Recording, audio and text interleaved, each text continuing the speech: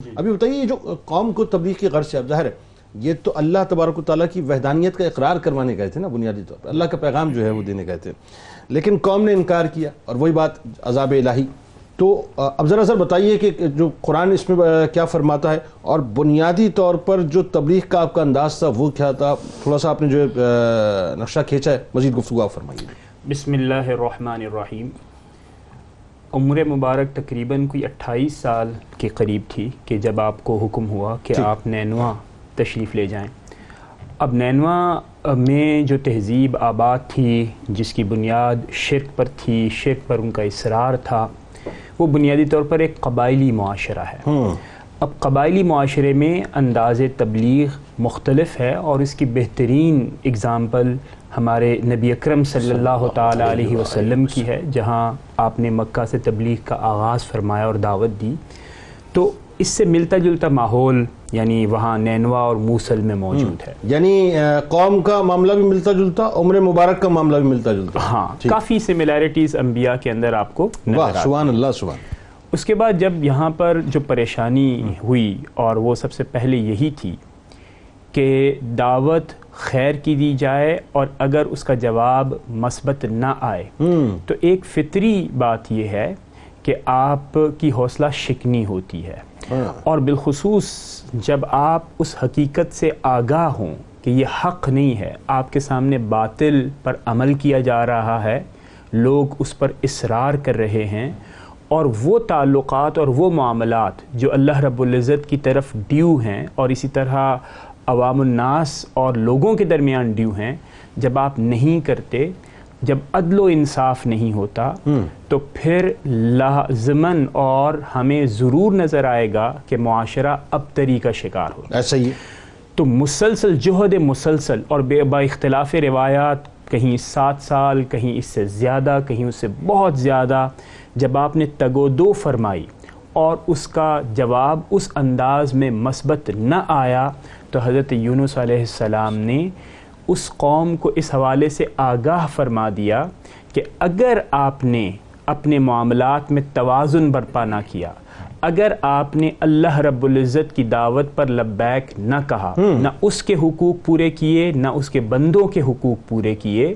تو لازمی آپ پر عذاب آئے گا۔ اچھا، اب دوسری بات یہ بھی ہے کہ ہمیں صحیفہ یونا، جس کا ابھی ذکر بھی ہوا یونا کے نام سے، وہ بھی دستیاب ہے ان معنوں میں کہ قرآن کریم کے جو بنیادی مضامین ہیں اور اس کے جو مضامین ہیں، ان میں کافی حد تک ہمیں تطابق یا ان میں ایک ہمیں کوہیرنس اور ہارمنی نظر آتی ہے، ان کے مضامین ملتے جلتے ہیں، جس میں اس حوالے سے ذکر بھی ہے کہ حضرت یونس علیہ السلام کو نینوا یا اہل نینوا کے ہاں بھیجا گیا۔